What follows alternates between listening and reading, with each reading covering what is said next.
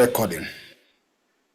So, revolutionary greetings, comrades, once again. This is the second day. The first day was very hot. We started to actually do a book review and discussion of this book called Defeating Dictators, written by Dr. George Aiti. And this is out of course, efforts of various persons who have felt that it's very important for us to sit down and do a book review and discussion. Actually, coming from ideas like Brother Hegel Mwash and Prof. Hegel Mwash, who is actually a leader of Virtual Library and also a leader of a founder of course, Africa Research Institute. Yes. And the conversation also led by Sister Myra from the Pan-African CSG Pan-African Library, where we actually share every day 50 soft copy books written by Africans. In fact, today we were sharing 50 books, and I ask people, I'm sure most of the authors I've shared today, you're not aware of them. It takes dedication sometimes. It takes me 2 hours every day to just go online and look for the right books and ensure that I post them on our WhatsApp group. And our intention is that when we post them there, which we have posted so far over 2,000 books in the last 2 to 3 months, probably 2 months, is our intention that people can carry those books and also post and share more. But the bigger dream is how can we move beyond that and set up maybe physical libraries where we can stock those books and print them hard copy and ensure these libraries exist across the continent so that we can encourage the culture of reading.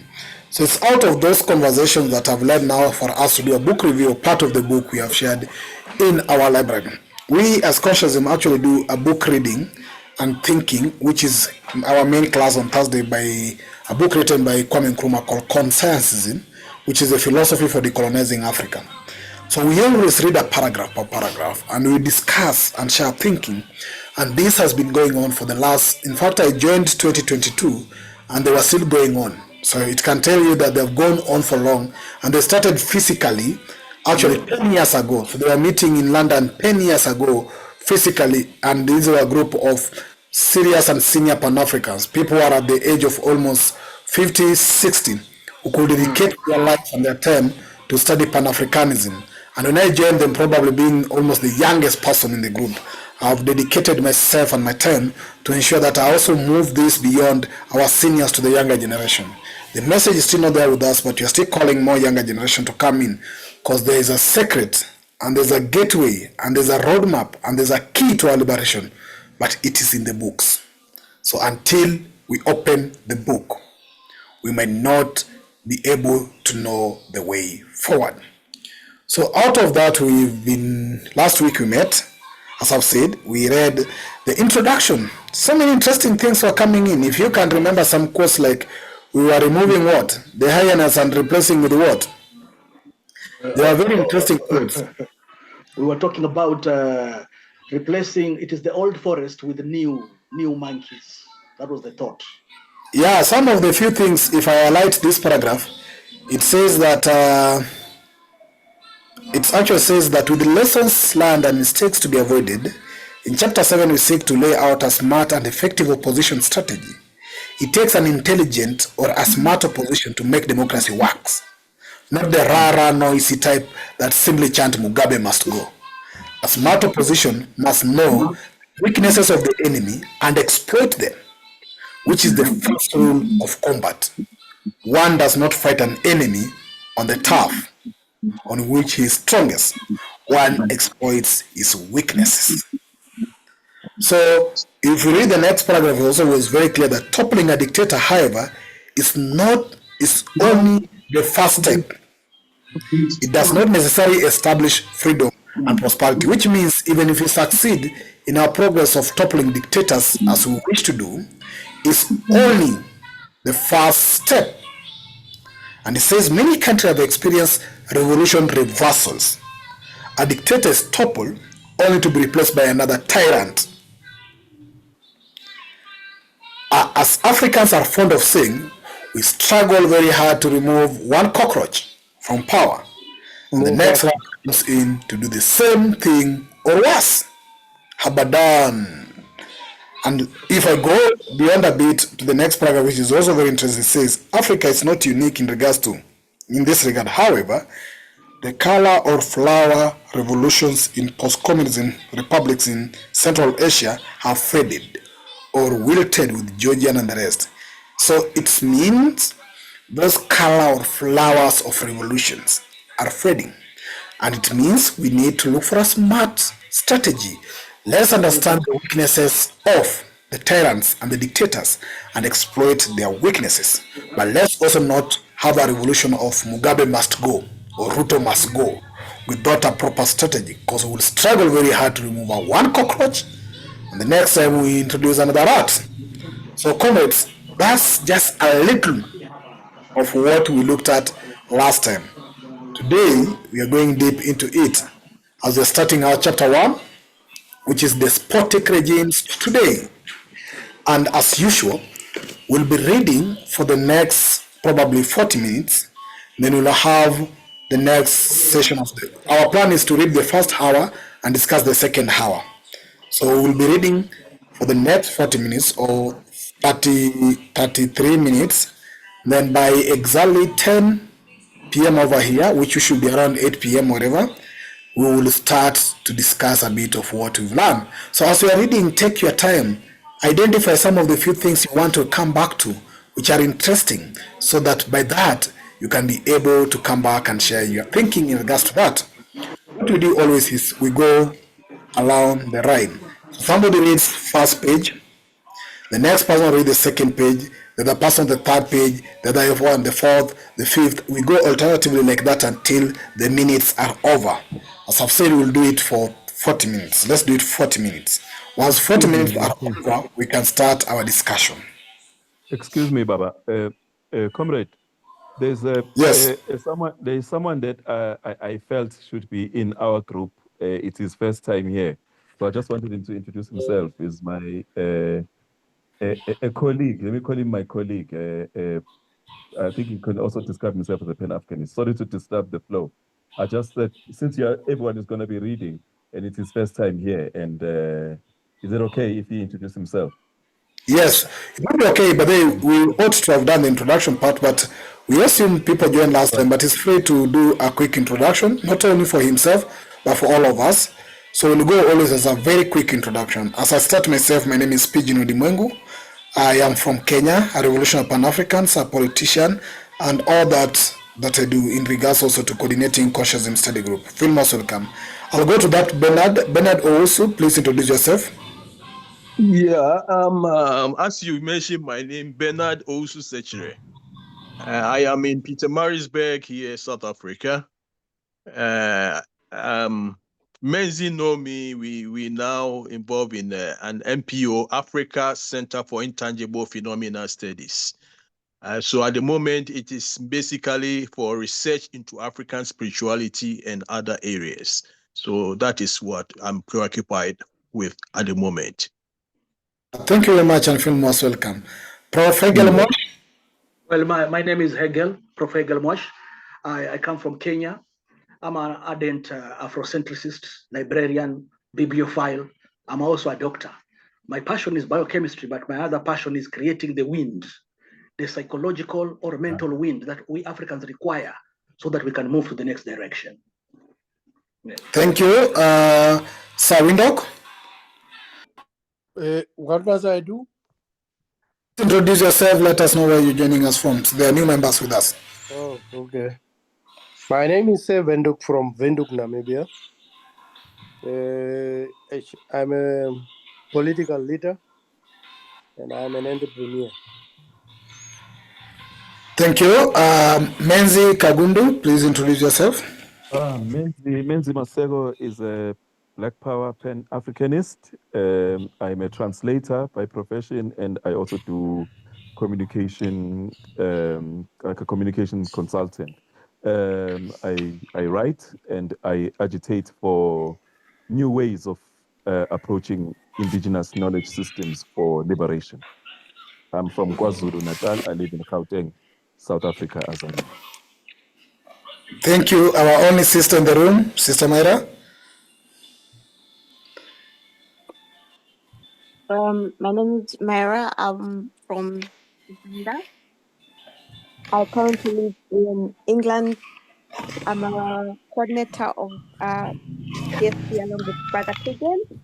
My passion is re-Africanizing education and also healing the African mind for liberation and reconstruction. Thank you. Thank you, Sister Mera. Samsung SM, please introduce yourself and let us know so that we can change you to the right name. Someone joining us with Samsung. Let's introduce yourself.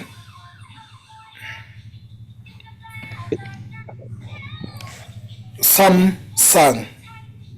Is it my phone? No, it's not your phone. No, it's not yours. Okay. Samsung SM. I know it's not the first time you're joining us. You've been joining us in other meetings, but I don't know if you meet any challenges in terms of opening up your phone. But It's important please, to know each other who is in the group, guys, because Zoom can be sometimes unsafe. They can be trolls. yes, If you can't yes, that's why I insist that Samsung actually unmute yourself or even open your video so that you can know who you are. If you don't do both, then I'll have to take you to the waiting room or get you out of the meeting. So please, Samsung, I'm requesting you to unmute yourself.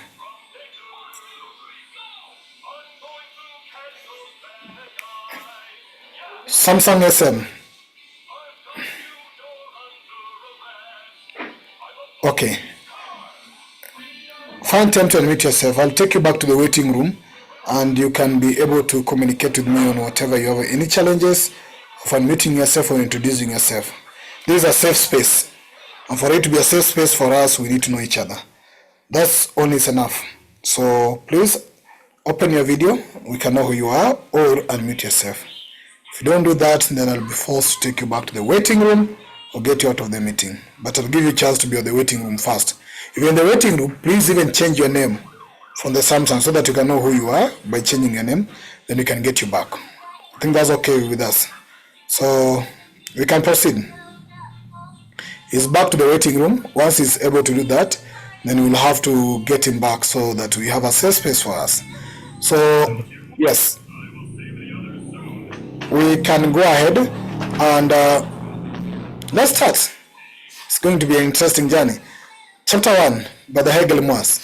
First paragraph. First page. Okay.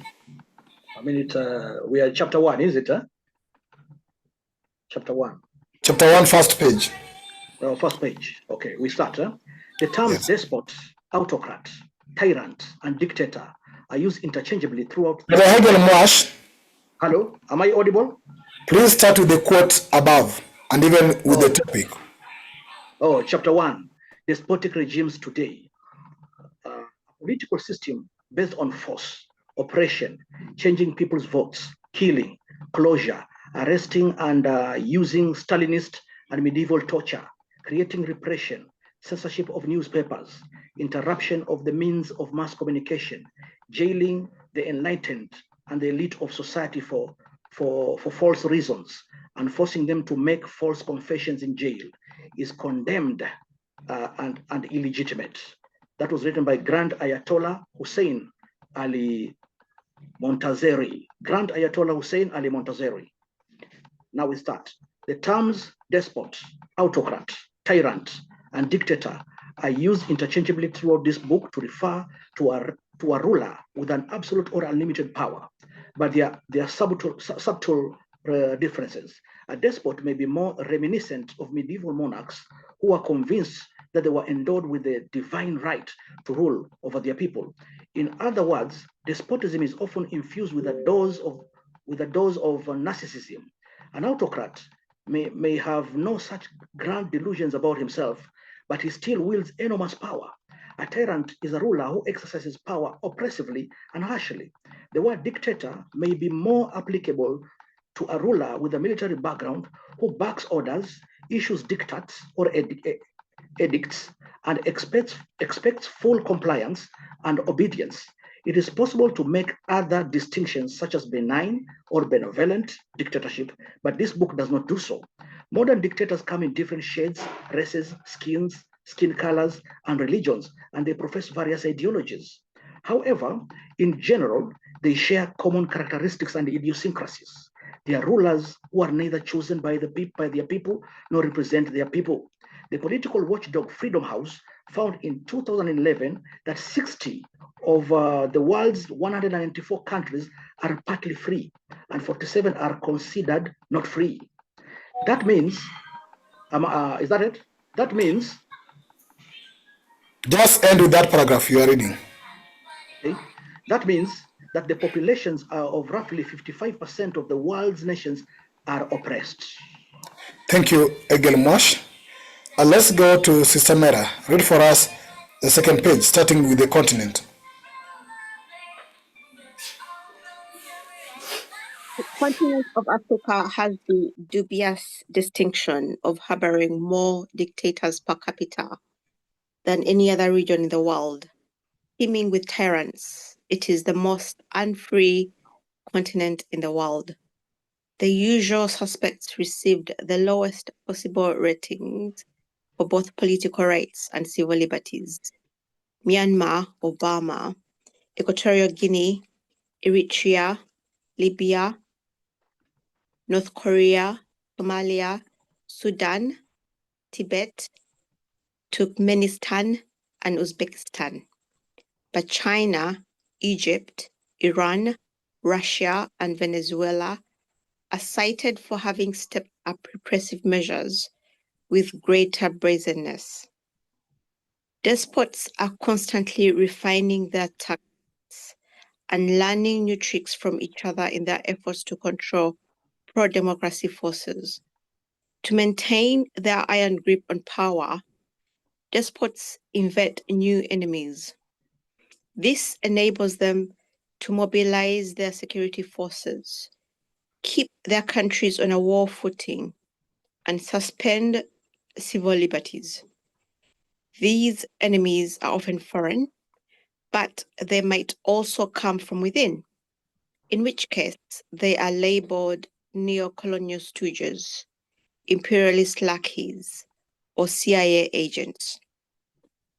In some countries, despots justify their repressive rule by rallying the people around some nationalistic cause or some farcical revolution. In Sudan, for example, Lieutenant General Omar al-Bashir proclaimed an Islamic revolution that will deliver the Sudanese from abject poverty and squalor by tapping the country's oil and mineral riches to create a model economy. The despots have grown bolder as the resistance against them appears to be collapsing. The weakness of domestic opposition and inadequate support from democratic countries for that opposition, as well as fatigue, appear to be contributing factors. Unless the resistance, both domestic and international, is strengthened and democratic countries join forces, the despots will continue to gain momentum and win.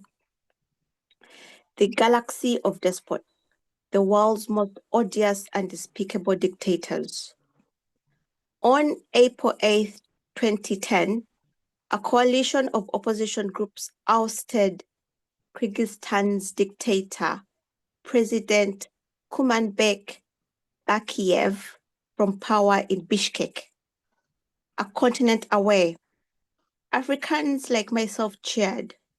One coconut down, 54 more to harvest. Then on January 14th, 2011, came a loud thud. Another coconut down, this one in Tunisia, inspiring others to shake coconut trees vigorously. Then another in Egypt on February 11, 2011, with more to follow. Thank you. Menzi, can you read the page after that? Menzi?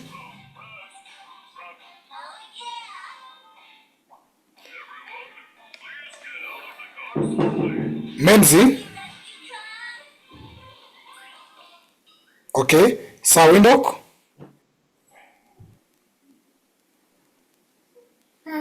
Sorry, Doc? The West was caught completely off guard by the upheavals in North Africa. In fact, the West or international community had lost the will to fight dictators, preferring dialogue, partnership, or rapprochement with witch-hiders tyrants as Muammar Gaddafi in Libya. Pundits intoned that these people preferred strongmen, but this author foresaw these upheavals.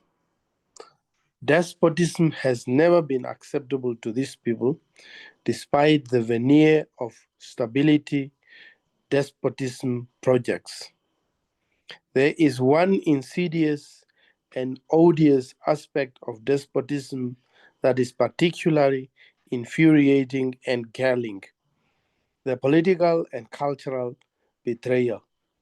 As in Kyrgyzstan, many despots began their career as erstwhile freedom fighters who were supposed to have liberated their people from suppressive rule. Back in March 2005, Bekiev wrote The Crest of the Tulip Revolution to oust another dictator, President Askar Akayev. So familiar are Africans with this phenomenon that it may be recalled.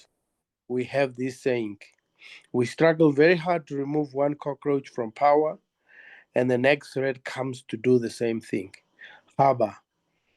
In an article published in Foreign Policy, I denounced this revolutionary tyrant, crocodile liberators, who were joining ranks of other fine specimens. The Swiss bank socialists who socialize economic losses and stash personal gains abroad. The quack revolutionaries who betray the ideals that brought them to power, and the briefcase bandits who simply pillage and steal. I drew up a list of the West dictators and warned of their imminent demise. Here is my list based on these insidious, ignoble qualities of perfidy, cultural betrayal, and economic devastation. These criteria are decidedly non-Western. The least most odious and despicable: Omar al-Bashir of Sudan, a megalomaniac zealot who has quashed all opposition. Bashir is responsible for the deaths of more than 4 million Sudanese and has been indicted by the International Criminal Court for war crimes. His Arab militia, the Janjaweed, may have halted its massacres in Darfur, but it continues to traffic black Sudanese as slaves. Bashir himself has been accused of having several Dinka and Nuer slaves, one of whom escaped in 1995. Years in power, 21. Thank you. Let's get to Menzi. Menzi, are you able to go ahead now? Yes. Yeah, please proceed. Kim Jong-il of North Korea, personality cultivating, isolationist, with the taste for fine French cognac. Kim has pauperized his people, allowed famine to run rampant, and sent hundreds of thousands to prison camps, where as many as 200,000 languish today, all while spending his country's precious few resources on creating a nuclear program. As he succeeded his father, Kim Il-sung, Kim Jong-il is being succeeded by his son, Kim Jong-un. The country is a family business and property. Years in power, 16. Robert Mugabe of Zimbabwe, a liberation hero, in quotation marks, In the struggle for independence, who has since transformed himself into a murderous despot, Mugabe has arrested and tortured the opposition, squeezed his economy into astounding negative growth and billion% inflation, and funneled off a juicy cut for himself using currency manipulation and offshore accounts. Years in power, 29. Tam Shwe of Myanmar, Burma, a heartless military coconut head whose sole-consuming preoccupation is power. Tan Shwe has decimated the opposition with arrests and detentions, denied humanitarian aid to his people after the devastating cyclone Nargis in 2008, and thrived off a threatened black market economy of natural gas exports. This vainglorious general, bubbling with swagger, sports a uniform festooned with self-awarded medals, but he is too cowardly to face an untampered with ballot box. Years in power, 18.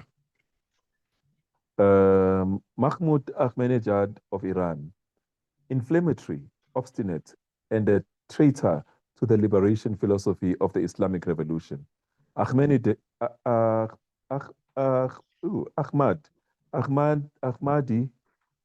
Ahmadinejad. has pursued a nuclear program in defiance of international law and the West, responsible for countless injustices during his 5 years in power. The president's latest egregious offense was leading his paramilitary goons, the Passage, toward the violent repression of protest after the June 2009 disputed presidential election, which many believe he lost. Years in power, 5. Thank you. We'll get to the next speaker. Welcome to the members who have joined us, Brother Kweko, Esan, and Brother The King. Each of our speakers are reading a paragraph, a page, then we move like that. We are left with around 12 minutes or 30 minutes of our reading, then we'll start discussion on what you've read. Brother Bernard Owusu, please go ahead to read the second page.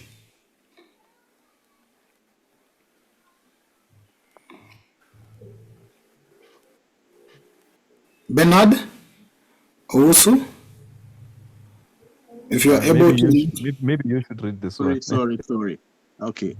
Meles Zenawi of Ethiopia, a rat worse than the cockroach. Former Marxist dictator Mengistu Haile Mariam. He ousted Zenawi. Zenawi has clamped down on the opposition, stifled all dissent, and rigged elections. After he stole the May 2005 election, his security thugs opened fire on peaceful demonstrators, killing more than 200 of them, and jailed more than 1,000 opposition leaders and supporters. Like a true Marxist revolutionary, Zenawi has stashed millions in foreign banks and acquired mansions in Maryland and London in his wife's name. According to the opposition, even as his barbaric regime collects a whopping $1 billion in foreign aid each year, he won 99.6% of the vote in the May 2010 election, just shy of the 100% Saddam Hussein won in 2002 referendum for another 7-year term. Years in power, 19. Isaiah Afwerki of Eritrea, another crocodile liberator. Afwerki has turned his country into a national prison in which independent media are shut down. Elections are categorically rejected.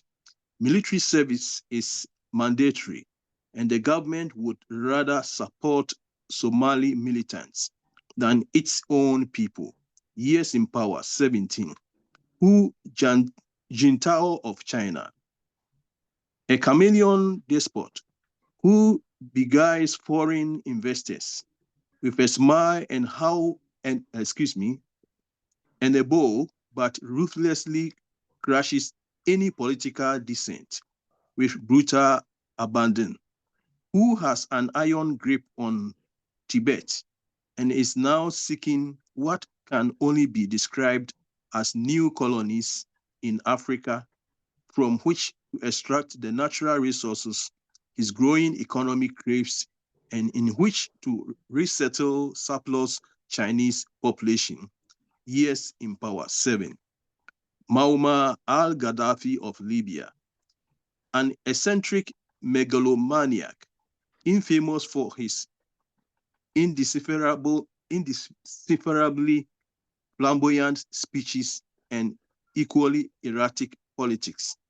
Gaddafi today runs a police state based on his version of Mao's Red Book, the Green Book, which includes a solution to the problem of democracy.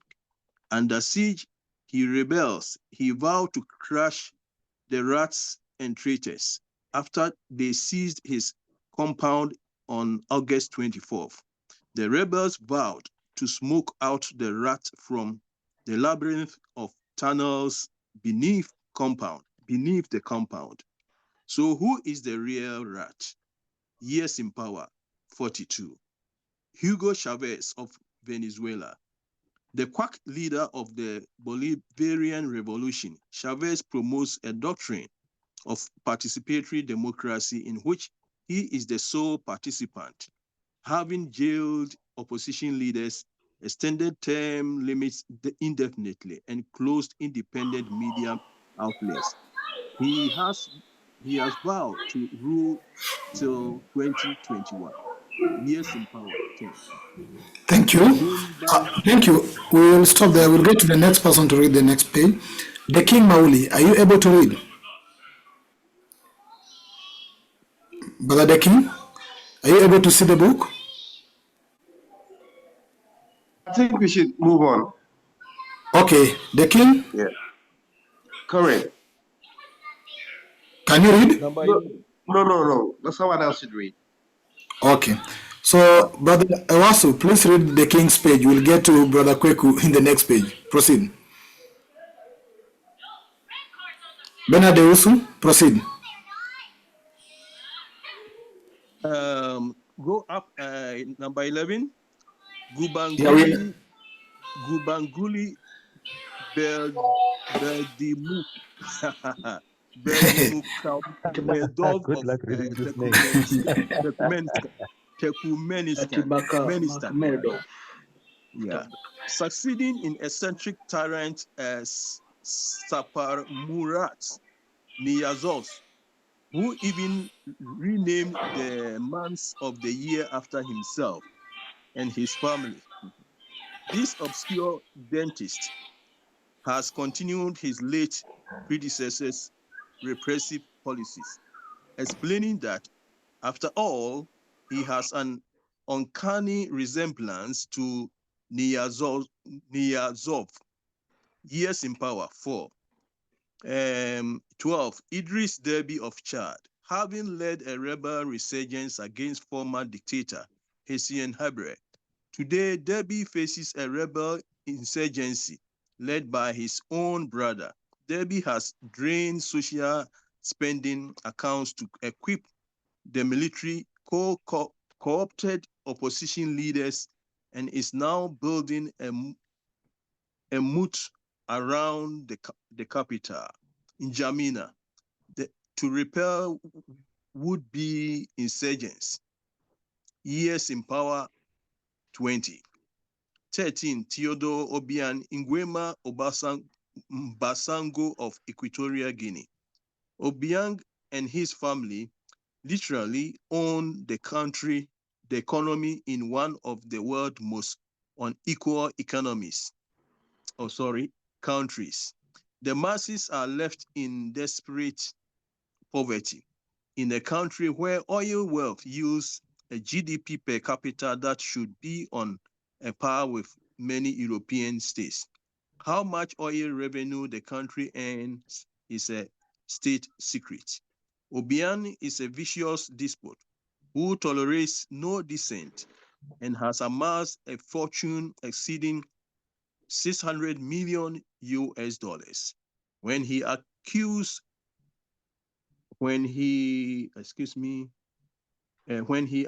his government of corruption, incompetence, and poor leadership, the entire government resigned in protest in 2006.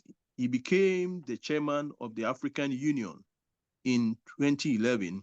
Imagine, years in power, 31. 14, Yahya Jammeh of Gambia, an eccentric military buffoon who has vowed to rule for 40 years and claimed to have discovered the cure for HIV/AIDS. Jammeh insists on being addressed as His Excellency President, Professor Dr. Al-Haji Yahya Abdul Aziz Jamus Junkin Jammeh. He claims he has mystical powers and will turn Gambia into an oil-producing nation. No luck yet, he has threatened to behead gays. He is terrified with witches and evil sorcerers, who he claims are harming his country. To root out witches, villages at Jambo were rounded up and forced to drink a foul-smelling potion in 2009. 6 people later died. Years in power, 16. Brother Kweku Esan, thank you, Brother Benados. Elder Kweku. Thank you. Greetings, Elder Kweku. Greetings. Good evening, everybody. Good evening. Good evening. Will you be able to join our reading? Well, I'll try. Okay, read for us the next page from number 15. Okay. Blessed Contemporary of Burkina Faso, a tin pot despot with no vision and no agenda, save perpetuating himself in power by liquidating all political opponents and stifling dissent. Compaoré rose to power after murdering his predecessor, Thomas Sankara, in a 1987 coup. He dishonors the name of his own country, Burkina Faso, which is in the Diola language. And the Diola language means men of integrity. Years in power, 23. 16, Bashar al-Assad of Syria, a pretentious despot trying to fit into his father's shoes, which are too big for him. Assad has squandered billions on foreign misadventures in such places as Lebanon and Iraq. After neglecting the needs of his people, they rose up against him in May 2011. But he used tanks and his extensive security apparatus to crush them and maintain his tight grip on power. Years in power, 10. 17. Islam Karimov of Uzbekistan, a ruthless thug since Soviet times.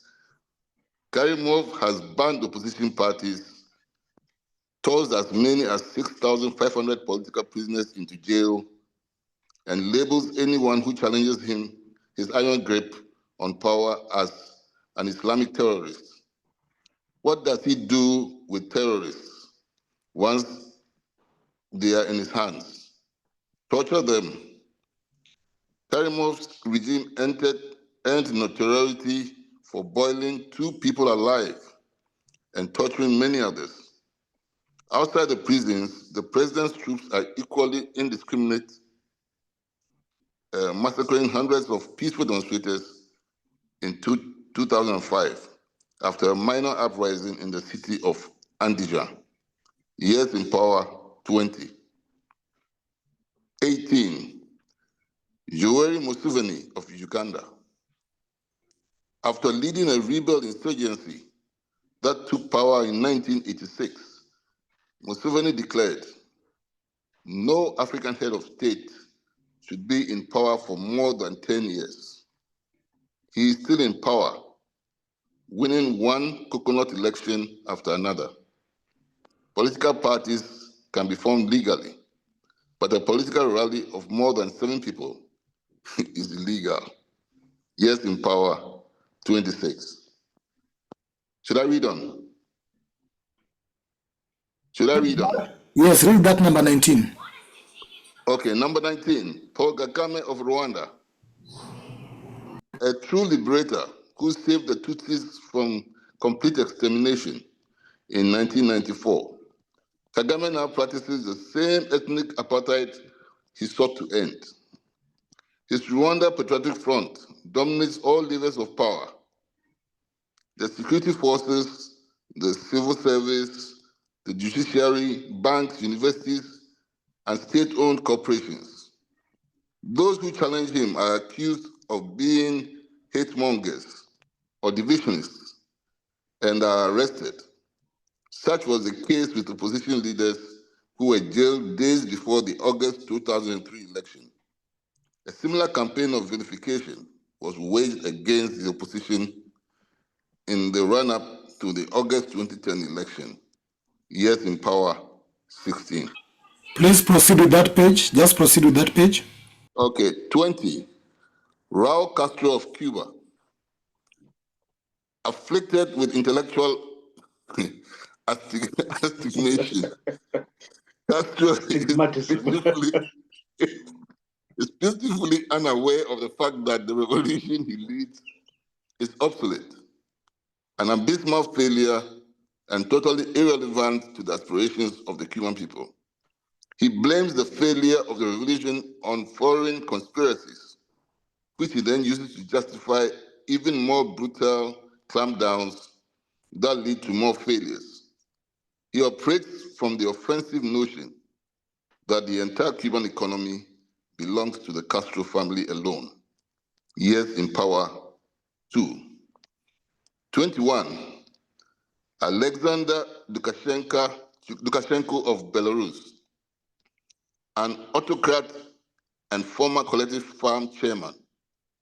Lukashenko maintains an iron grip on his country, monitoring opposition movements with a secret police distastefully called the KGB.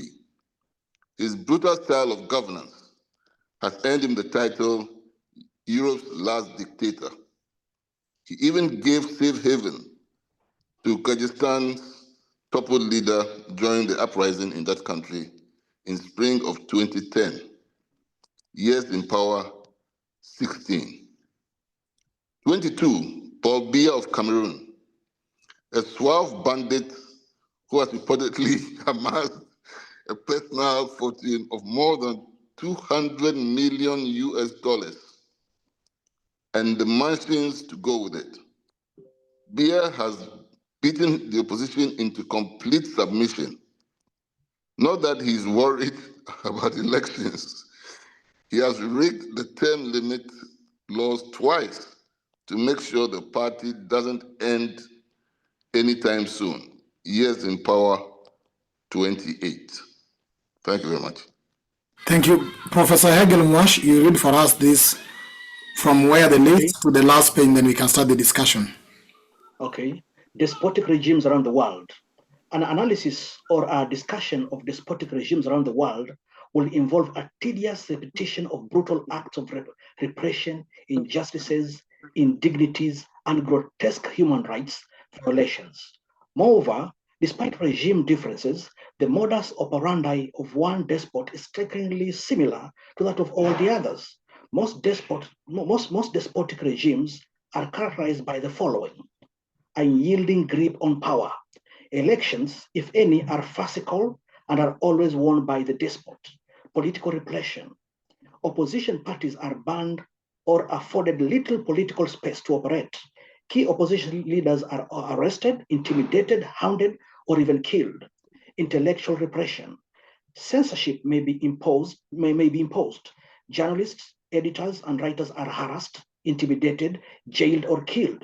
Newspapers and radio and television stations that are critical of government policies are shut down. Brutal tactics. Street protests are disrupted with batons, water cannons, tear gas, and even gunfire. Flagrant violations of human rights. Opponents of the regime are detained without trial. Disappearances and murder are common. Freedom of expression, movement, and assembly are non-existent. Rather than discuss these traits for each despotic regime, I will just list the countries where such practices are most prevalent. Africa, we've got Algeria, Eritrea, Ethiopia, Sudan, Uganda, and Zimbabwe. Asia, you got Myanmar, which is now Burma, Cambodia, and Vietnam. Central Asia, you got Kazakhstan, Tajikistan, Turkmenistan, and Uzbekistan. Eastern Europe, that's Belarus. Latin America, Venezuela. Middle East, you got Iran, Jordan, Saudi Arabia, Syria, and Yemen. Across Eurasia, comprising of 12 states, governments are characterized by strong executives and weak legislatures. The primary focus of politics is on elections and on the constant tussle between presidents and parliaments over their respective authority. Presidents routinely rig elections and rule by decree, bypassing parliaments. Opposition political parties are not well organized and offer few viable alternatives. As such, there are few intermediaries between high politics and the people, and the press that might play that role relies on the patronage of the state or powerful business cliques with their own agendas. Thank you very much, comrades.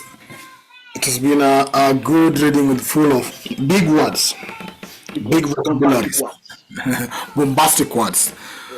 But yes, we'll make a pause here for our reading for today. What we'll do is go back and ask members, what did you pick? What do you want to share your thinking on? What do you want us to discuss more? What do you want to tell us on all the reading that you've had from the start of our reading today to where we will end? Feel free to either raise your hand and mute yourself and come in, but we'll ensure that everybody at least share their thoughts on what they've read or what we've read all along. So let me see. Who feels to go first? Sir Windok, please go ahead. The next person, raise up your hand so that I'll move from Sir Windok to you directly. So just feel free to raise up your hand or just relax. I'll be able to reach out to you. Sir Windok, please. Yes. Just a suggestion. Next time, maybe you would send the whole chapter for us to print and make notes in advance if possible. Because now Sir Windok, it might be very hard based on the volume of the pages, but I ensure that everybody has a copy of this book. So what will be practicable, because we do it in a week, you can be able to read a chapter by the course of this week. Just plan your time, read maybe a paragraph or a page today. By the end of the week, you are done with that chapter. So when you come back and do the reading today, at least it's a review of what you've read before. But it might be very hard to summarize over 10 to 20 pages perfectly and then share them. Okay. Yes.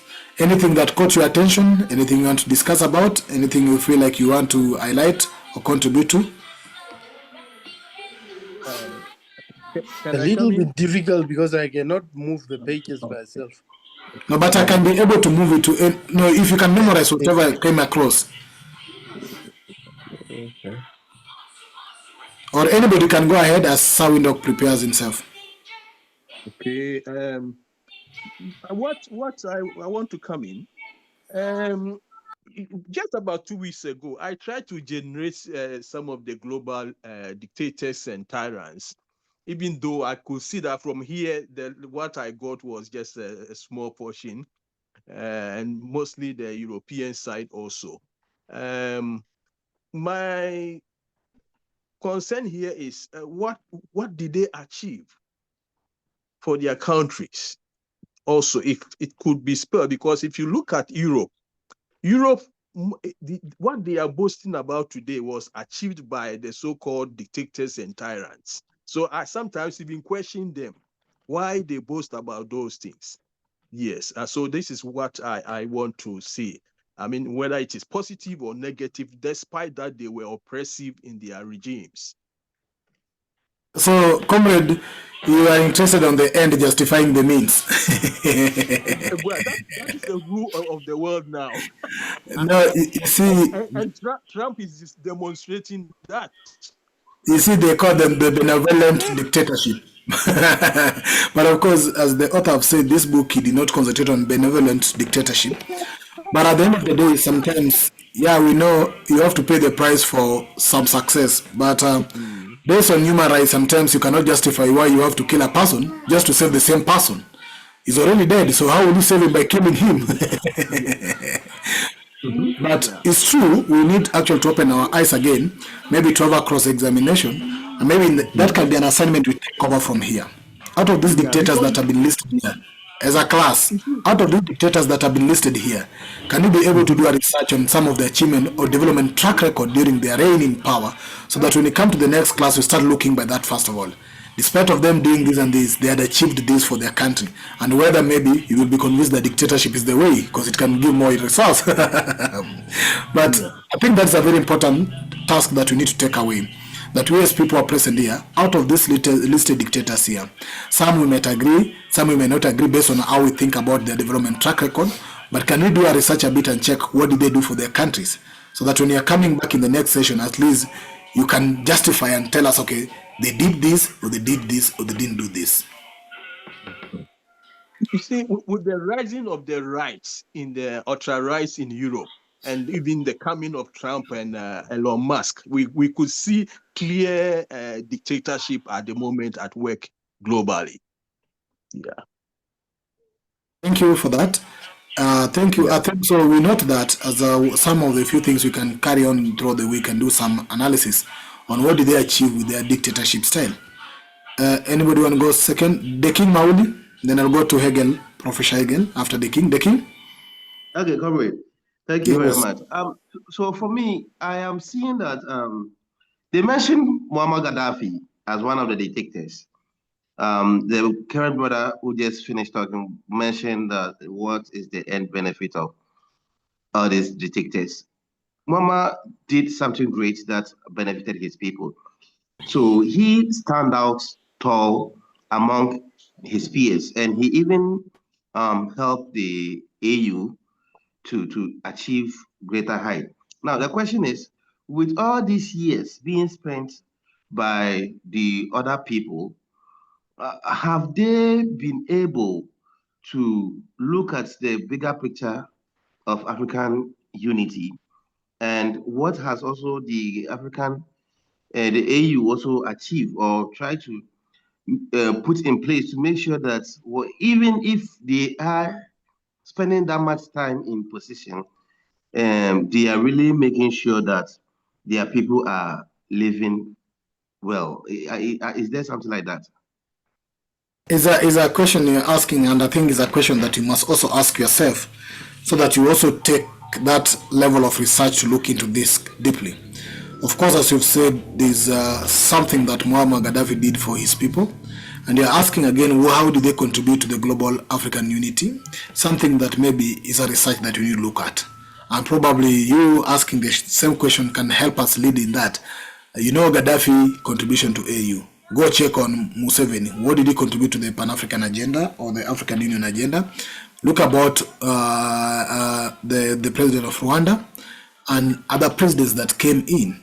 And probably whether you are trying to compare whether we should justify their success with the years they stayed in power. So if they are doing good, they can stay forever until they die. And if they are doing bad, they should leave. But you see also there's something you need to observe here. Some have been termed dictators even after serving only for 2 years. Others served for 7, others served for 5, others served for 42. Which means then the basis of their dictatorship is how they rule their country. Whether they rule like either using TYRANT, beating people, or doing whatever, undermining, or either killing or maiming their people. So it's not even about the number of years also one stay in power to qualify to be a dictator, but probably their conduct and how they conduct their government. That's something that's coming out here very clearly, and then tells us that dictatorship is not about the years in power, but it's the method of the rule. That's why a 2-year-old president is a dictator. I'll call Ruto in my country more of a dictator on how he rules, but it's only 2 years or close to 3 years in power. So I Yeah. think what you've asked is also assignment we throw back to you again to help us in trying to check whether some of them contributed something positive to the African common struggle for African Union or for the liberation and unification of Africans. Did they stop the Western foreign aids and everything else like that? Did they build our local industries or schools or infrastructures to help our people maybe get some good services? So all this is something also we need to bring into context as we try to also discuss what is written by the author here. Because it's our work not only to read but to think.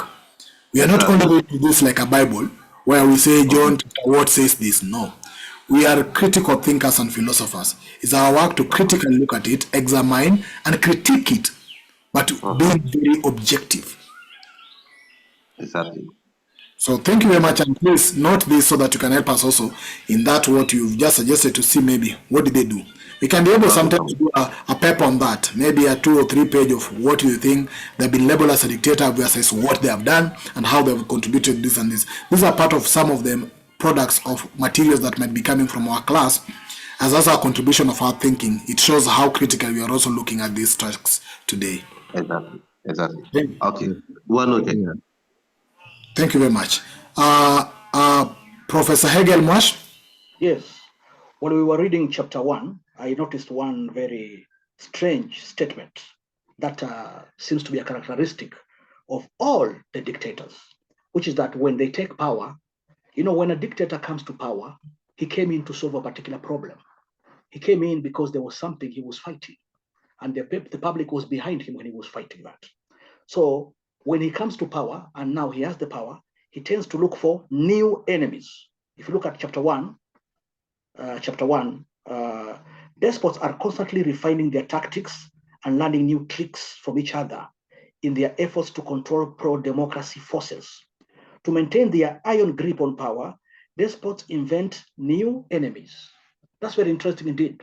This means after defeating the old enemy, the dictator comes to power and realizes there's nothing to fight, because the dictator cannot offer you anything, or maybe because what he's offering is not sufficient for your satisfaction. The dictator now has to find something to attack for him to justify his reign. So the dictator might decide to call the opposition forces terrorists. He might decide to call the West the enemy. The dictator needs to find something to fight to maintain his legitimacy.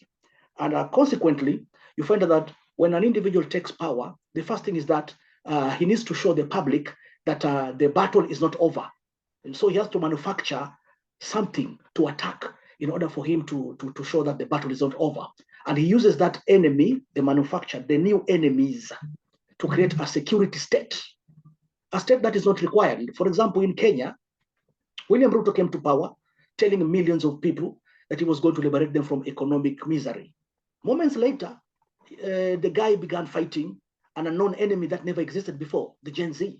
And he went to kill them.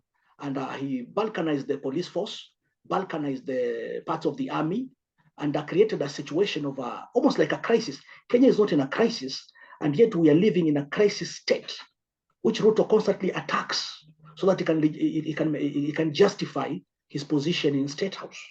So I find that statement, despots invent new enemies, as something we should really think about, and possibly something we can attack when we are planning to defeat the dictators. That's my observation. So we might be their new enemy, which means they'll never stop, because they'll always find new enemies to fight. They will, for example, if you look at the war on terror, George Bush ruled America like a dictator. He went to war without American consent, and he went to war without any proper justification.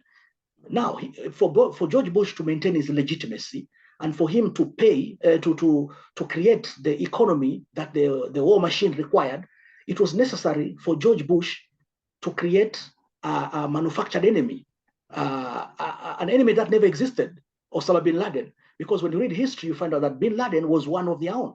They trained the Mujahideen, they gave them weapons and all that in the 1990s when they were struggling against the Soviet Union. Now, quickly moving forward to the 1990s and later, the guy becomes an enemy who never existed. And when you do your studies, you find out that bin Laden was their ally. So how did it come to be? And he used that mechanism there's a theory I read somewhere called securitization theory, where when you manufacture a new enemy, you manufacture a new security apparatus. and then you use this security apparatus to maintain your power and maintain your legitimacy. So today, the people who are resisting the so-called dictators and in power currently are the new enemy. In Kenya, as Comrade will tell you, it's the Gen Z. 15 million of them are the new enemy, whom Ruto is fighting against, attempting to destroy them so that he can maintain power. Yes. Thank you very much, Comrade, for that. I think it's very interesting. Yes. But you see, after that paragraph, they say the next paragraph. In some countries, despots justify their repressive rule by rallying the people around some nationalistic cause or some fascism revolution. Yes. And you know, when Ruto said hustlers or you whatever, they try to find out their defense so that anybody who opposes them will appear to be attacking their agenda, not themselves, but some ideology. So they pretend on that. For example, I will give you an example. Maybe the current deputy president of Kenya, who then decided to take a stand of his people of Mount Kenya and said, sisi watu wa mulima or whatever. So in the pretense, you think that these people are really fighting for your interests. Look, for example, Ruto, when he was coming to power, he said, hustlers, the poor people. So when he rallied people behind this so-called fascist revolution, people get convinced. They don't know that it's not a real revolution. And now it comes out to be something else, you see? Another example is Kagame. If you look at Kagame, as we read chapter 1, Kagame has been mentioned as an African dictator, wrongfully branded as a man who saved a messiah. The Western world has called him a messiah. But we all know Kagame was not a messiah. Now, the moment he took power, what Kagame did was he vilified millions of Hutus. He called them the enemy. You know, Kagame, after taking power, should have realized that he has defeated the enemy. You cannot tell me over 5 million Hutus, especially the Gen Zs born today, are the enemy. And yet Kagame has created a security state to ensure the Hutus never rise to power. And in every one of his speeches, Kagame will always call the Hutus the enemy. He will seek to jail them, remove them from positions of power, prevent them, curtail them from acquiring anything. When Kagame is critiqued by the BBC, of course, I don't like the BBC, but I like what Saka does in his hard talk, asking Kagame some hard questions. When Kagame is asked hard questions about the history of Rwanda and asked about his current dictatorship, Kagame will tell you the BBC is the enemy. You guys in the West, you are the enemy. You don't want my country to succeed.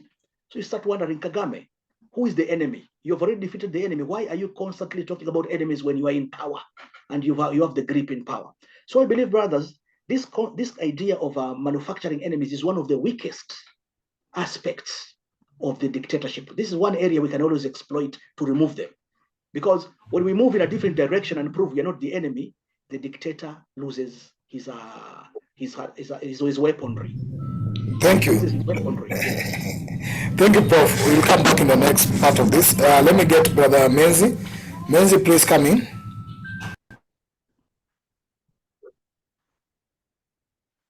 Yes, you know, the issue of this is a very important issue that you just raised now about the creation of new enemies. That is very powerful. But I think that is not mentioned. Maybe it's mentioned in another parts of the book. The question of propaganda. You know, propaganda is the reason how dictators are able to stay in power and have people defend them. Have people who are actually even victims of the dictator or the autocrat or the despot, they are able to stay in power. Like the example is Zimbabwe. You know, in Zimbabwe, propaganda was used internationally. I would say I'm going to say this. I know that I have enemies amongst even my own comrades with regards to this question of Mugabe and even what's his name, the brother leader, you know, in Cuba.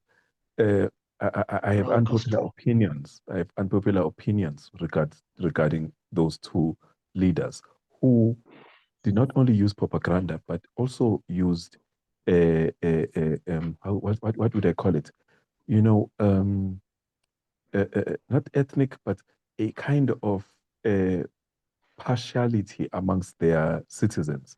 There will be some citizens who will gain from the dictator's power, and there will be some citizens who will not. Hence, the West is able to come in and attack because there will be some people within the same country who are saying, but this person is oppressing us. He's giving power to others. Similar with the Kagame, similar with Mugabe.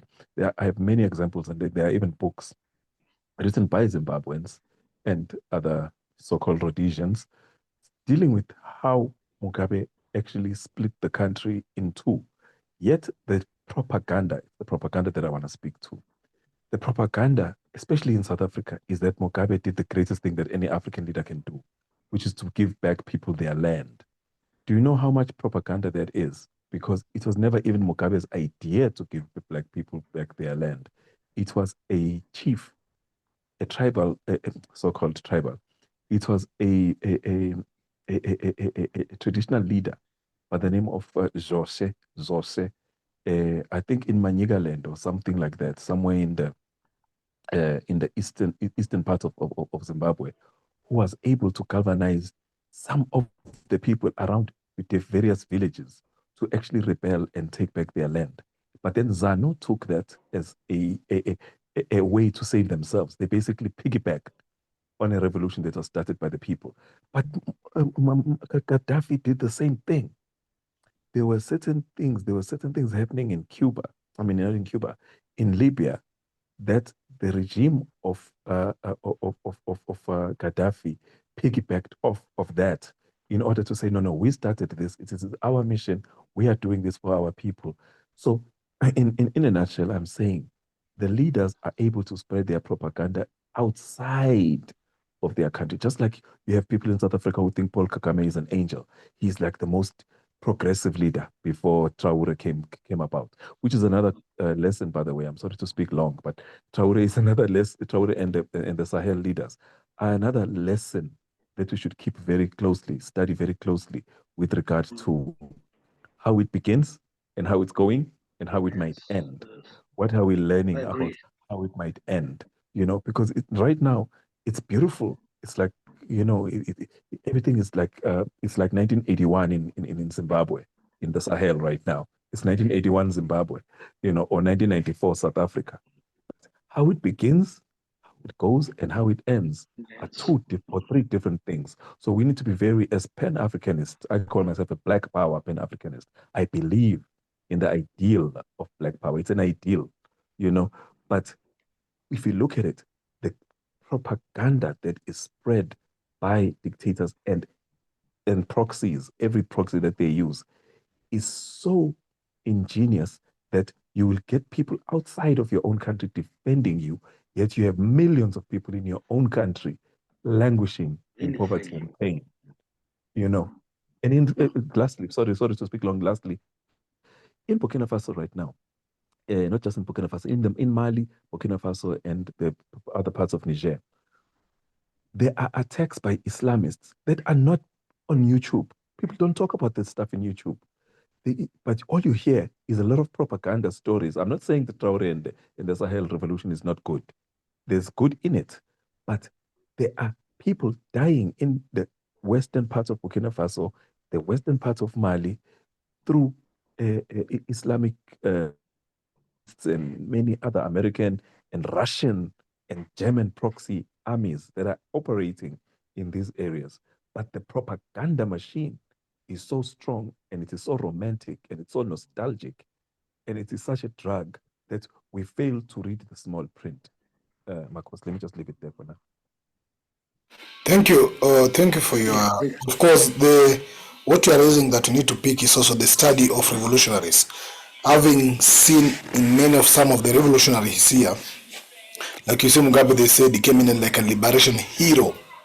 And if you look also the background of course, people like Kagame, people like an interesting aspect here of Museveni, who said that nobody should stay for more than 10 years. And he's still staying there. Let me check what they said in Museveni, which is very interesting. And so he said that after leading a rebel insurgency that took power in 1986, Museveni declared no African head of state should be in power for more than 10 years. He is still in power, winning one coconut election after another. And funny aspect in that political parties can be formed legally, but a political rally of more than 7 people is illegal. So it's very important that actually we study, because we as a continent, we are not new to either military or the so-called popular revolutionaries. And we have seen some of them in the past, like Yoweri Museveni, who have come in, and over a period of time have changed. We've seen Kagame.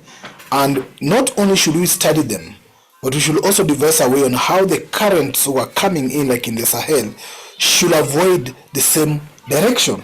If there's anything that we should not be blindfolded, that all would be hullabaloo and hallelujah, and we need to really look at it deeply to see what were the mistakes. What have these people make as a mistake? And how can we guide the upcoming sincere, maybe, if that is the case, sincere feelings and spirits not to go astray, as some and many have gone astray in the same direction. So it's still back on us, not actually their responsibility to, or not a left responsibility on them, but to us as conscious Pan-Africans, to look deeply based on experience. How can we help so that anybody who comes to be the so-called liberation hero do not fall in the trap of being a dictator and a ruthless leader? And actually, what do we do about it? It's something that we need actually to think beyond and think about it. Did you want to speak before I go to Kweku? You want to come in, Menzi? When was the book published? This book was published at around 2000 and was it 12? It should be around 2012. If I go back to read it clearly, it was around 2012. Things have changed so much. Yeah, things have changed so much. So that's why some of the stories covered here are up to that time. It's in 2011. First publication in 2011. The reason I'm asking, comrade, sorry to disrupt. The reason I'm asking. Okay, let's finish with the speaker first, then we go to the next person. Yes. Okay. No problem. The reason I was asking is because KRS-One, one of the American rappers, said something to me that changed my life, like long ago in 1994, 96 or something. He said, if you do not know the author of the book that you are reading, you do not know what you are reading. We need to understand where is the writer writing from, ideologically. Yeah, this is what we covered in our introductory part about him. And Dr. George Aiti, to some of us who don't know him, many of us know Dr. George Aiti with some of his writings, including African Chained, including Indigenous African System, and this book. So he is actually also a member participating in part of Ghanaian process during those periods of popular revolutions. But he has also provided, if you look his analysis, he has tried to provide some of his thinking based on some of also extensive research he has done. But as I've said, this is not a Bible to us. To us, this is a text to examine, a text to criticize and critique, because we are not actually in a religious bookings or books where we are here to obey. We want to develop a conscientized thinking among Africans on how we interact and look at text, not just to obey, but rather to examine and put it into context. And that's why we are doing this with the purpose, not actually to say hallelujah and yes to every writing, but to provide our thinking to what we think the writer is doing. Is that okay? Okay. Let me get to Brother Kweku, then I'll go to Sawindo, because Brother Kweku hand was up. Brother Kweku?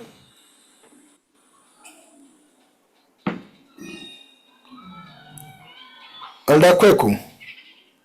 Do you know Dr. George Aiti? Kweku?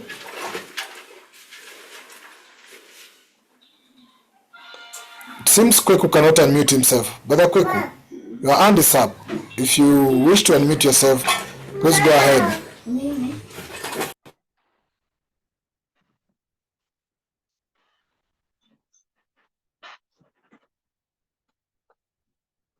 Kweku? I think I unmuted myself finally. Sorry about that.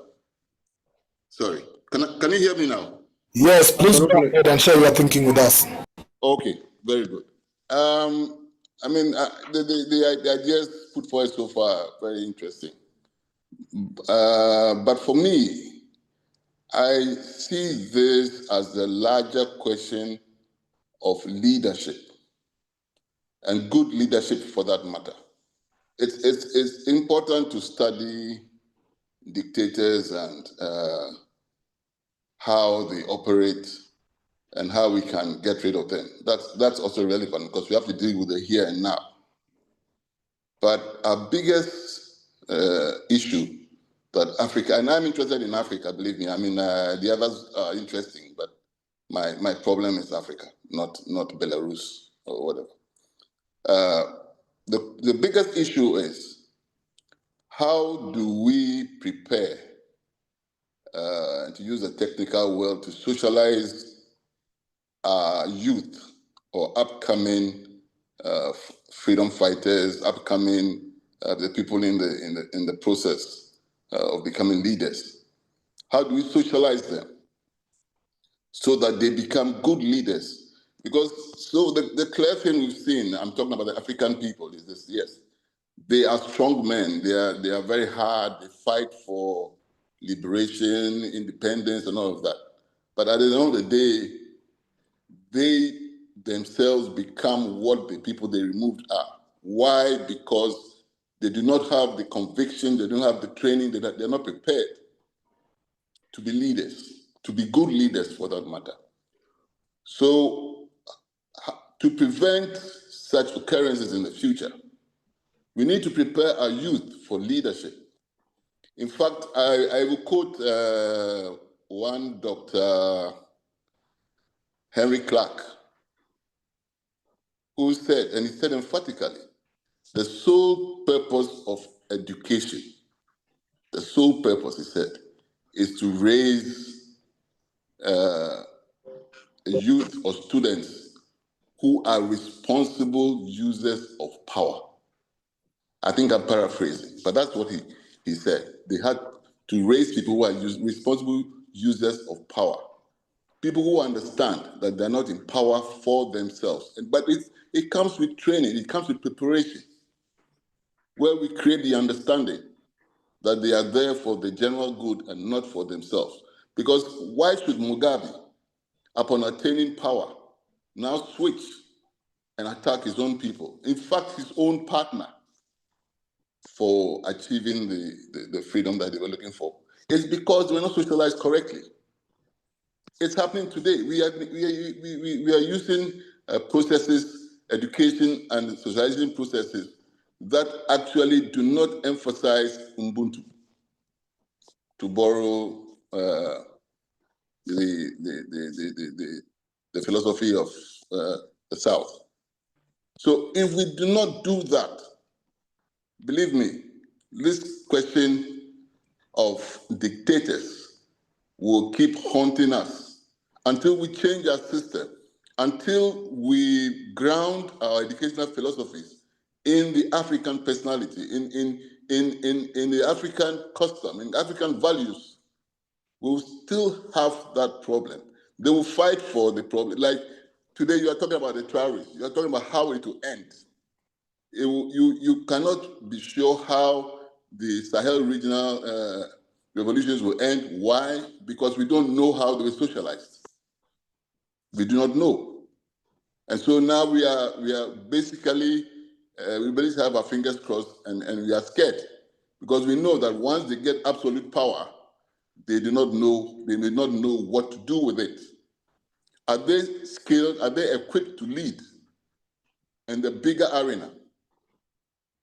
This is a big question that we need to ask ourselves. But the solution is in training the upcoming generations and equipping them so that they understand what leadership is and they know how to get what they want. If it's a question of money, they know how to make money.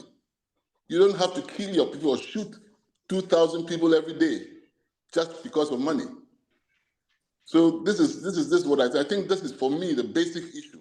We need to train and socialize our youth properly because they are the future dictators. They are either the future dictators or they are the future good leaders. Depends on how we prepare them. Thank you. Elder Kweku, I totally share your same sentiments. And this has been part of my clarion call. As a young leader, of course, I'll always say I'm 29 years. And as a young leader, I wanted to be a president. I still want to be a president of my country. But at the time I was going for this election in 2022, I had not been exposed to these Pan-African groupings. In fact, at the peak of my campaign in 2022, May, is when I got exposed to Consciousism Study Group. And then I started getting exposed to the thinking of great minds and Pan-Africans like Kwame Nkrumah. I'll tell you, it has changed a lot of who I am in terms of how I perceive, in terms of my political ideology, in terms of how I try to respond to some of the current challenges in this country. I'll tell you honestly, if you were to ask me questions about some few things back then, my response or my understanding could not be as it is today.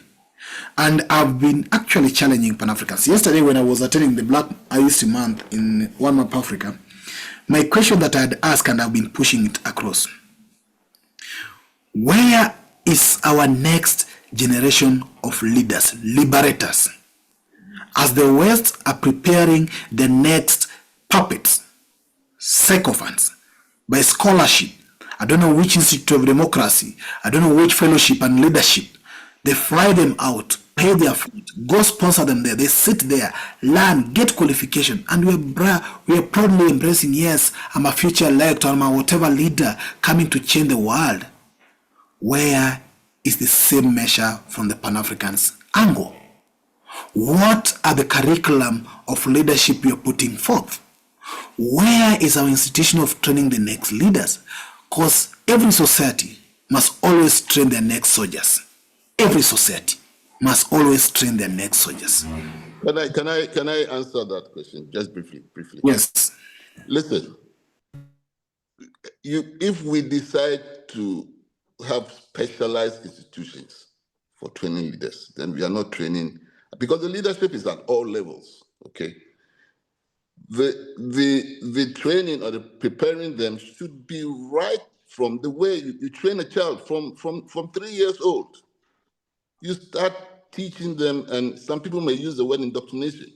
You start equipping them with the knowledge. If they are in school and the child comes home, he's 7th. No, you should do better. So basically, it's competition.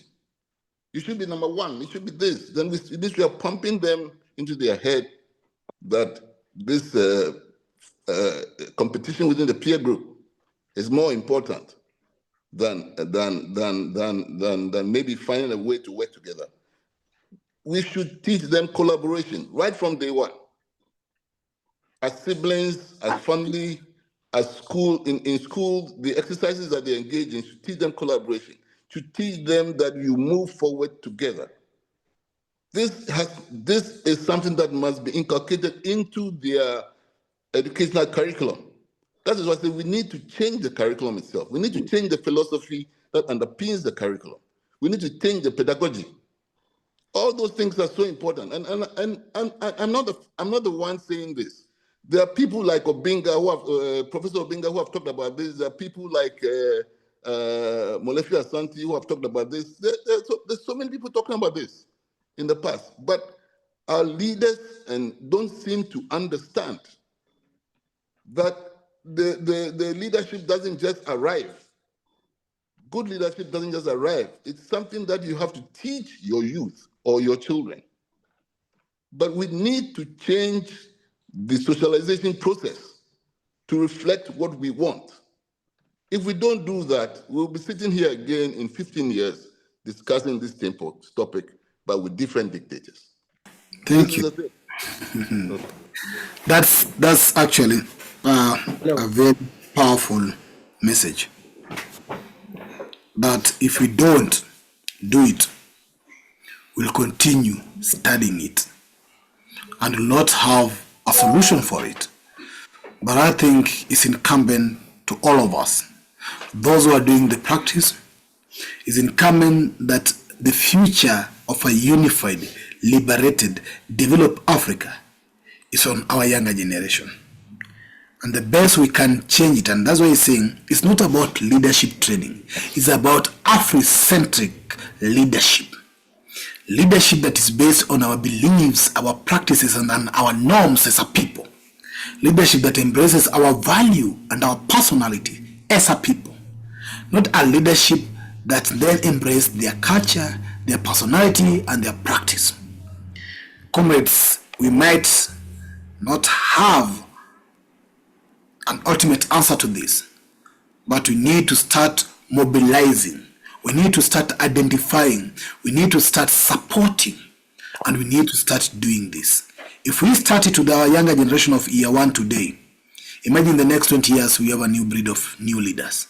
Imagine in 20 years. It won't take 2063.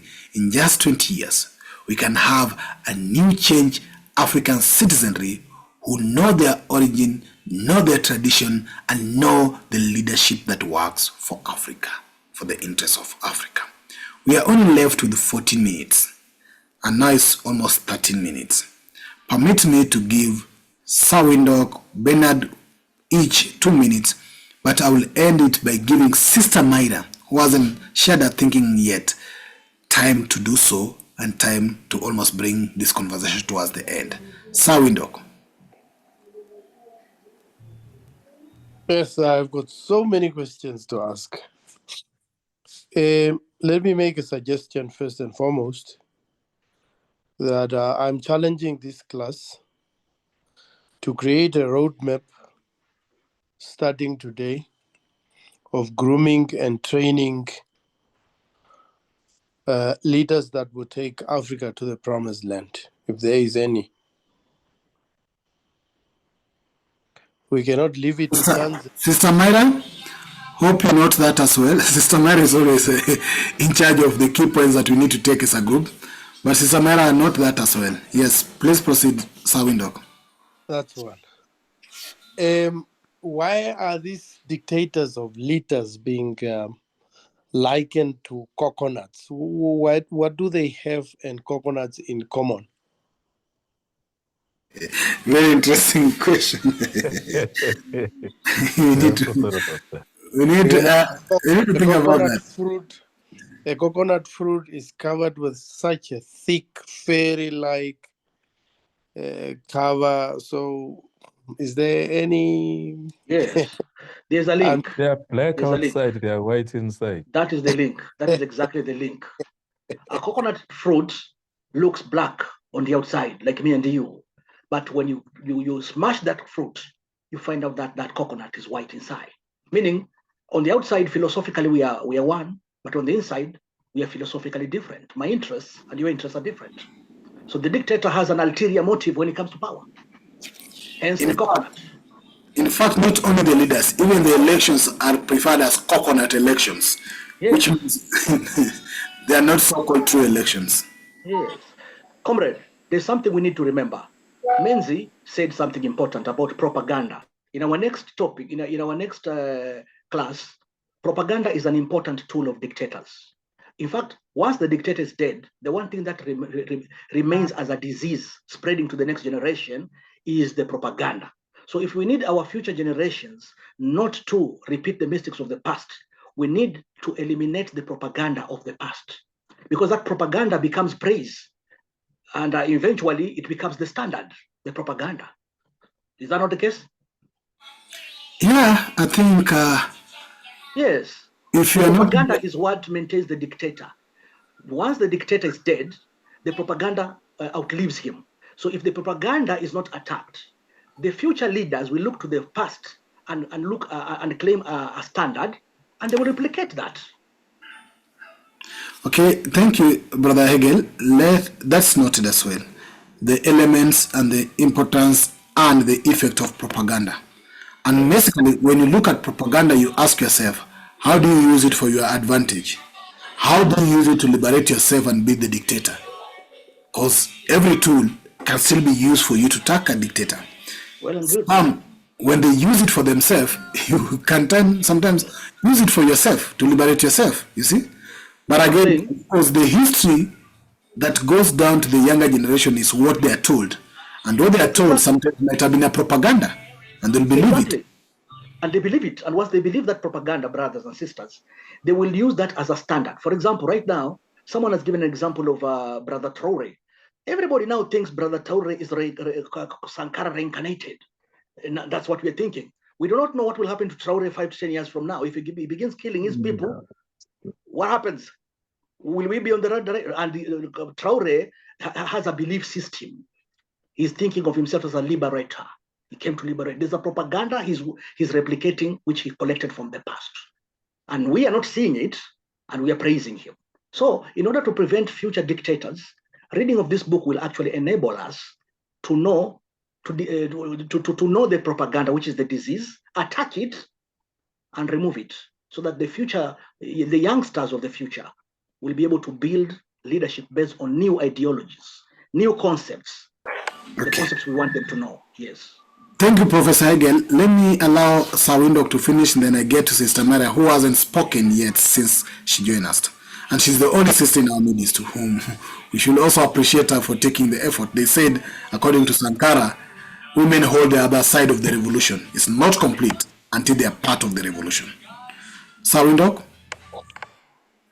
I've got some reservations as to these dictators. Are dictators in whose eyes? Definitely in the eyes of the author. And I've got suspicions as to what has informed him. He had a disclaimer that his tactics to arrive on this is not Western based. He made that disclaimer. I don't know if it was just a disclaimer, but do you think any of those mentioned also fit a dictator in your own eyes? Any of them? No. None of them is a dictator in your own eye. The 20 of them. In mine. 50% of them in my eyes are not dictators. So those who are dictator in your own eye is on what basis?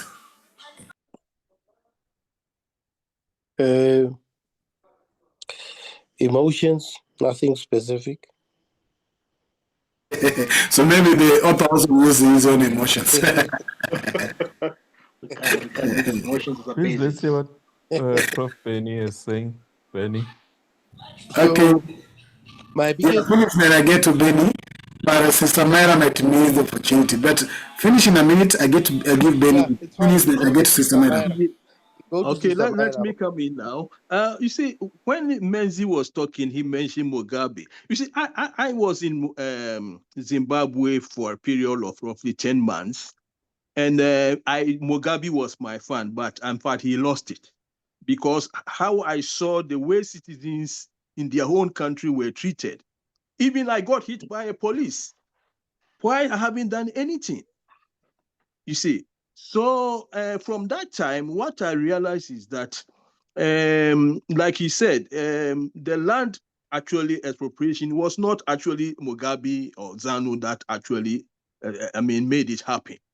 You see, and then also, my question around Mugabe is that is he a true Africanist? Because for me, I'm expecting that an Africanist leader knows the oppression of the people. He is supposed to pamper them, to make them feel good, not to actually add insult to an injury.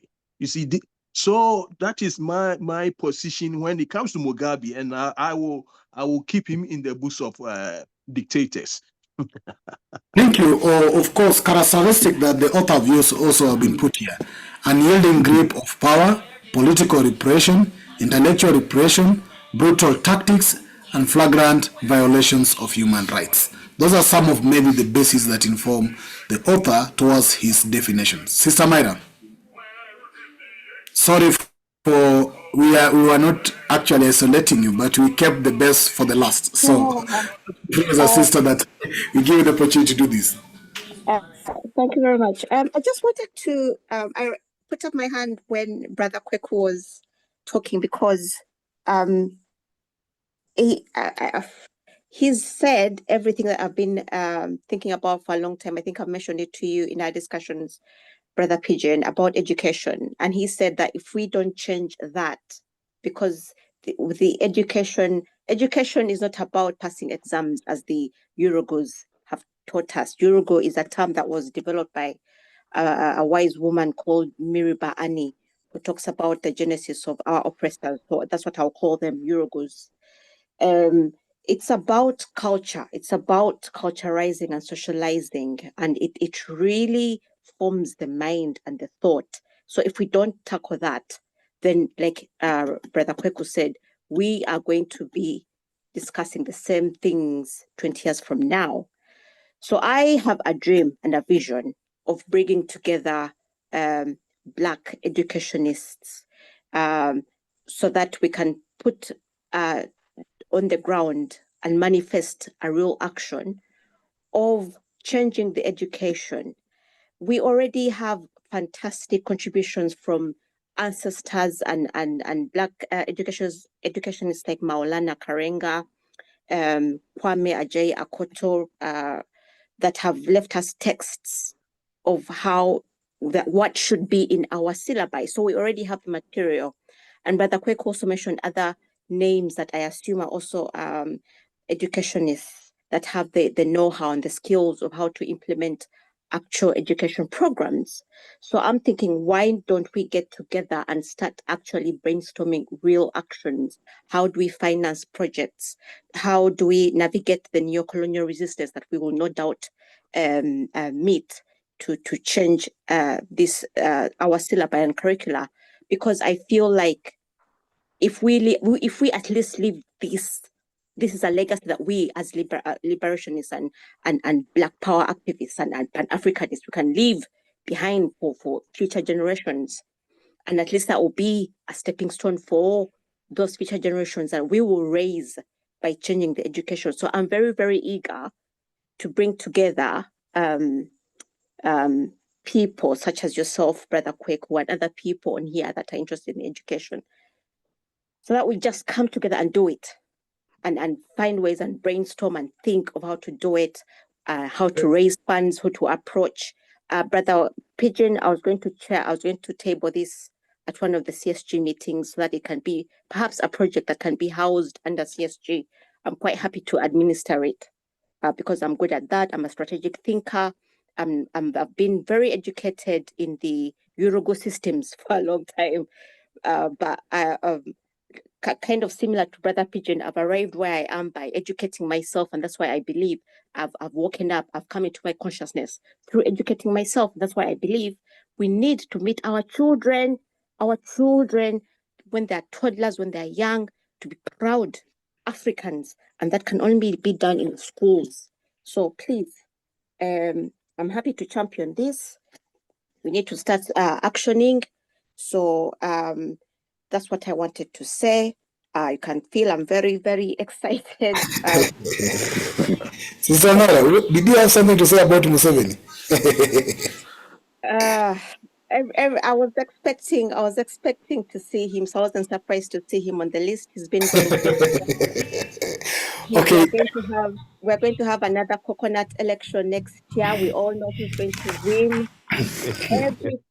Everything about the violence is typified by him.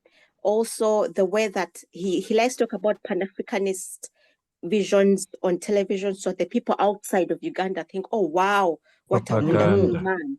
Propaganda. Exactly. That's what we're talking about. Exactly. He's very good at that. Very good at propaganda. Yeah, Museveni is the typical African. And the same is also true of Kagame. Yes, and they used to work together. You see, back when Museveni was apparently fighting for liberation of Uganda, they know each other very well, but then they parted ways. But they are one and the same pod. Anyway, that's what I wanted to say.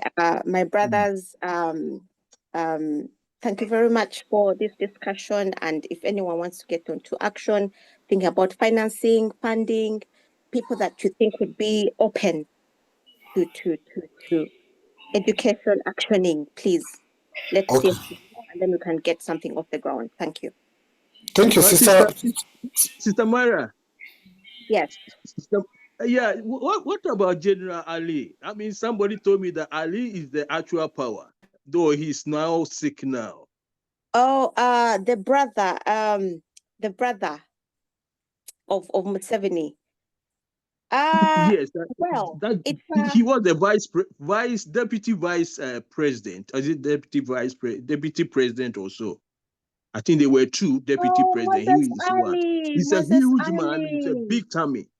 No, not at all. So what the way Museveni operates is, you have to give credit where credit is due. The man is loyal to his old friends, you know, the ones that he fought with in the bush.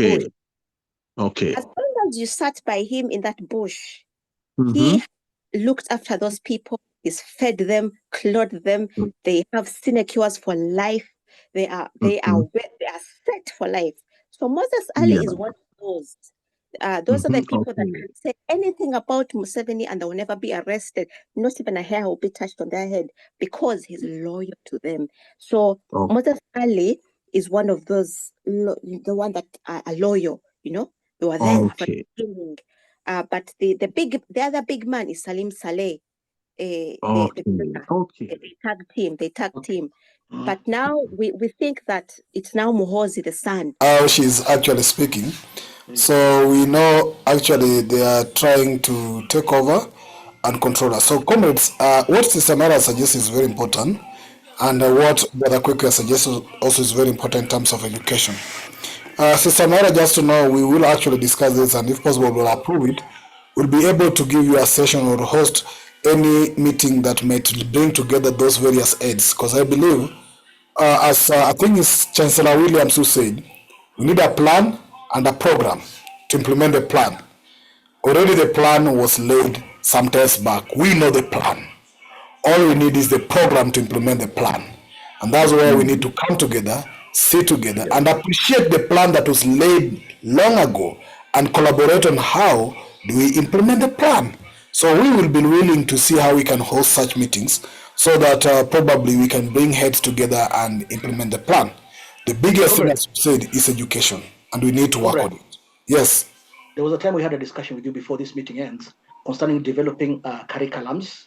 You remember us discussing developing curriculums, registering institutes of higher learning, approaching our African universities, and eventually registering our own university in the future, where Pan-Africanism and issues regarding economics, philosophy, political science, and others are taught from the African point of view. Do you remember that conversation? Yes. And I think that should be the direction. We should be moving in that direction. Yeah, just to bring it on light also, I think Brother Christian Kwame, who is the chair of the class, has actually developed a proposed leadership curriculum, a module that can go for either a certificate, a diploma, or whatever, which will then be tabled in part of this forum when we start discussing the education aspect. These are part of the few materials that the team will be looking into. And yes, we don't want another Pan-African institute by the name of Pan-African, when the reality of what's going on is not Pan-African at all. We have so many of them who call themselves Pan-African University, Jewish University of Africa, and whatever, but go deep inside them, there's nothing Pan-African at all. But yes, we're looking forward to correct this and ensure that we have a program. So the groups that will be meeting in regards to education will be able to exploit all relevant and available materials at their disposition now. Anything that has been done or any ideas that have been put in place, it will be their first work, first of all, to review, examine, and do what they pick. Because we are not going to start at zero. A lot has been done. A lot actually has been done in all aspects of our life as Pan-Africans. The only thing we need to do is to pick, connect, and run with it. So we're really looking forward to that. Comrades, I didn't share my thinking, but the time is almost up, 5 minutes after this. What I'd like to say as we bring this to an end, because it's always a 2-hour thing, and we request that next time we come a bit early so that you have 1 hour of reading and 1 hour of discussion. What I'll say is that the writing put in this paper or in this book, the author said before that there is his own thinking, and he takes a responsibility of his own thinking. Comrades, we always advise that people have right for their thinking, and we can't question someone's thinking, but we can also offer our thinking in their thinking. That's why we don't deal with understanding, we deal with thinking. And thinking is the highest level of consciousness. Once you digest a text, understand it, you create a thinking, and that thinking is your personal thinking. So we are actually trying to read some of the few things. We are also learning some of the information. We are trying to look at the other side of the angle. We will continue doing this. And one thing I've observed, that really dictatorship is not about the number of years one rules, but it's about the method they use for ruling. It's about how they take over the ruling. Because we believe from Pan-African aspect that it must be for the welfare of all and the welfare of Pan-Africans. I will end by the words of Professor Pierre Lumumba. He says that a good dancer must know when to leave the stage. Some are still dancing. I don't know which music they're dancing, because even the longest music in Africa called rumba ends in around 10 to 15 minutes. It's high time we know when the good dancer has to leave the stage. Because if you don't leave the stage, you spoil the music. And some of them have been spoiling the music up to date. So comrades, let's meet again next week as we proceed with the reading from where we've left. These recordings are always available sometimes for your review. We haven't set a broadcast list for this class, but it's one of the few things you can remember. But always maintain this link you have used, because sometimes I might not be able to reach out to you directly, but maintain this link you have used. This is the link we'll always use every day. We look forward to have maybe 10 weeks or 11 weeks to finish this book.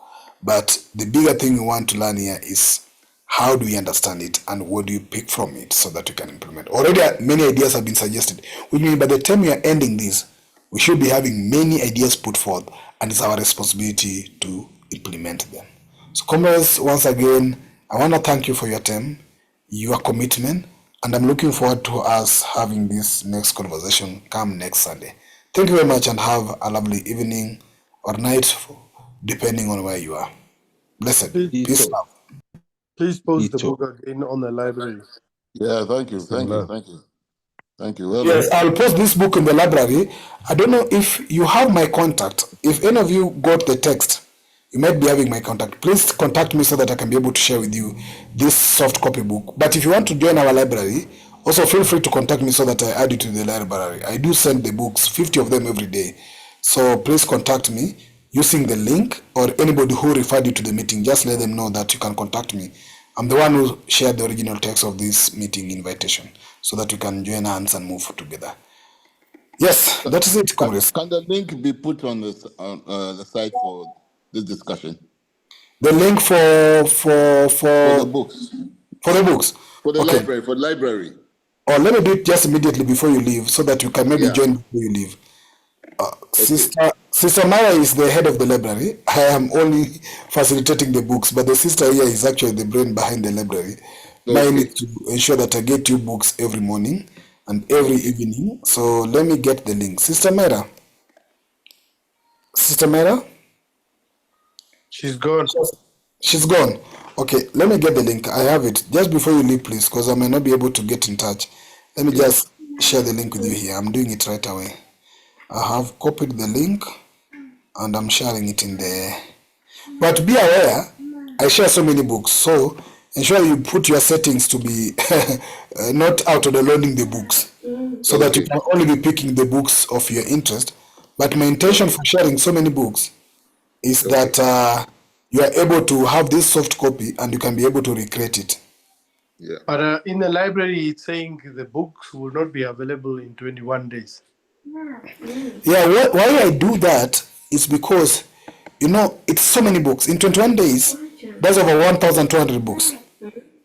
So what you need to do is to ensure that either you have a flash disk that you can auto-download them every day, but they are still in my file as well, because I still maintain the original copies of the book. I can always reshare an individual one you want. But we believe that in 1 week time, you can be able to download the book you want and save it somewhere, or you can auto-download and have a file for the book so that you can always come back to it. That's why we are setting the book, so that you can reshare or create a library at your own, or share in your WhatsApp groups, or have a file. But I always have all copies of all the books we have shared. I always have them. Yes. I've shared the link in the group. Mm-hmm. And comrade, something else we need to take in mind is in the subsequent years, we need to have our own server, a private server where all these books we share, all these books we've downloaded, more than 10,000 of them so far, can be placed in one repository. So when we start the academic purpose and the academic thing, we have a database we can use for printing and sharing physically. I know you've been working on that. Maybe you need to bring it to light. Yeah, you need to bring it to light so that you can be able to see what you can do about it. Yes, I want to inform all brothers. Currently, I'm working on purchasing a complete server, a big server, more than 10 terabytes of data. Not the cloud, where every piece of Pan-African, Afrocentric history, ethnology, ethnography, whatever, archaeology is stored physically.